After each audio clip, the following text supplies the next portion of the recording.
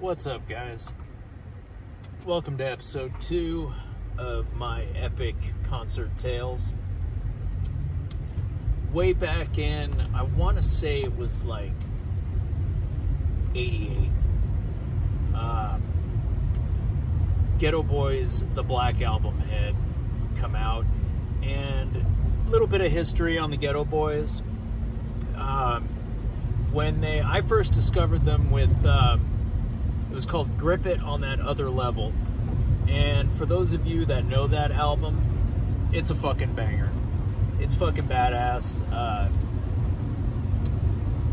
A lot of classics. Mind of a Lunatic, Gangster of Love. In which Gangster of Love sampled Steve Miller Band. Call me the Gangster Love. So if you guys know that shit, fucking about as dirty as you could get and about as violent as you could get. GETO Boys were the shit. The pinnacle of gangster rap. The real shit. Fifth Ward, Texas. I could go on and on. Bushwick Bill. They were fucking game changers for sure. So they teamed up with Rick Rubin, the legendary producer of Slayer, Beastie Boys, just to name a couple. Countless, Danzig, I mean, you know, endless resume of fucking, you know, legends, total legends. Teamed up with them, and they re-recorded and re-released Grip It on That Other Level as just the Black Album. And they added like 808 to every song, re-performed them all, and added a song called Fuck 'Em, which I believe, if I remember correctly, they say fuck like 46 times. I don't know, back in high school, you're worried about that. Well, you're not worried about it, but you count stupid things like that. Just so you can tell people, yeah, fuck 'em. It's the definitive fuck song. Not for fucking, but you got me. Utilizes the phrase fuck. Okay.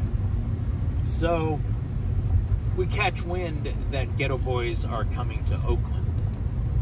So me and my crew, my two other bros at the time, Joshua, aka MC Blast, and Big Will, aka Will Hain, DDT, Big Red. So we get tickets, and it's a fucking dream lineup, if you can believe this. It's fucking Too Short headlining, Icecube, GETO Boys, Dangerous Dame, who I think was like an R&B guy, didn't know much of him, and Kid Rock. Now this is pre-rap metal Kid Rock. This is, I think it was Grits and Sandwiches for Breakfast, where he was kind of on the early Everlast tip before House of Pain, you know, kind of a little more traditional, old school hip-hop style. But I didn't know much of his music. I just knew he was a white guy that was kind of doing the Malibu's Most Wanted thing. At least was the impression on the street, I guess. So we get tickets and we go to the show. I swear we're like the only white kids there. We're in high school at the time, so we're like, I don't know, 16, 17. And we weren't small dudes by any respect. So we weren't like necessarily intimidated. I mean, we loved Icecube and GETO Boys so much that there was nothing that's going to stop us from going to this fucking show. So we get there, and we're right up front. We go for ours. We're like, we're gonna see this fucking shit right up front, and we're up front for the entire show. Now, Kid Rock surprised everyone. Guy has skills behind the turntables. He had a DJ setup, and he did some scratching, and he was straight up legit. His set won over the crowd. Total respect. So Icecube was fucking sick. He opens his set. He's in this electric chair that's like rotating in the middle of the stage, like lifted. And, you know, they start the the beginning of Death Certificate when he's walking down death row. And so and then switch, and then all the strobes go off like he's being electrocuted, and then he jumps up, and I think he opened with the first song from America's Most Wanted. I can't remember what it's called. I'm getting fucking old. But so Too Short being the headliner, Too Short's from Oakland, right? So we're in between songs. Too Short starts. The beats drop. I can't remember what the song was, but we're rushed by about a dozen big G's, black dudes, and we just hear white dudes out. And we kind of look at each other and we're like, well, it's Too Short. This is Oakland. Probably his buddies. No fucking problem. I mean, they weren't asking us to leave the show. They're just like, you're not in the front, guys. Out. So, you know, what the fuck are you gonna do, right? So we go to the back and we watch Too Short. You know, Too Short was sick. I love Too Short. Born to Mac was a huge album for me. Fucking. So I can fully understand. Like, we all kind of looked at each other and we're like, no problem. And the fact that we were allowed to be up there, or that we managed to stay against the railing for all of Icecube, totally worth it.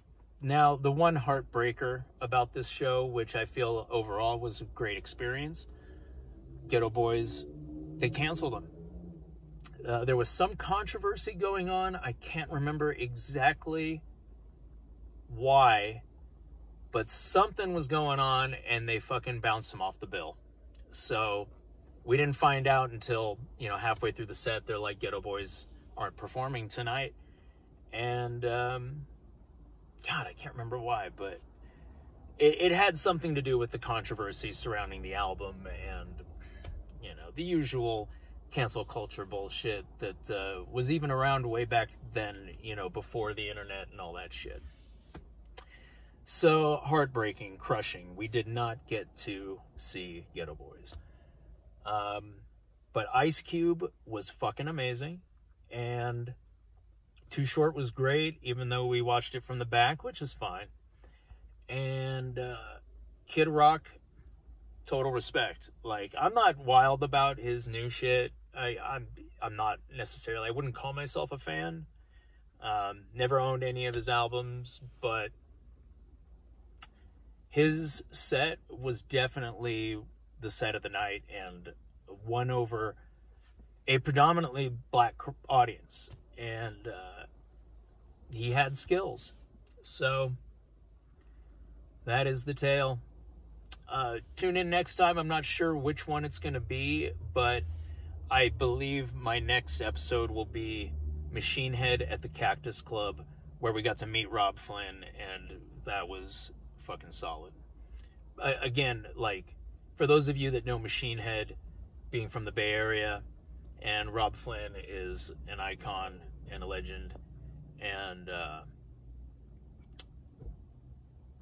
Burn My Eyes is, if you haven't heard that album and the song Davidian, fucking look it up right now. It'll fucking blow your mind. Like, the hair on my neck stands up every time I even fucking think about the ending groove of that song. It's fucking incredible. But alright guys, I'm out. Stay metal.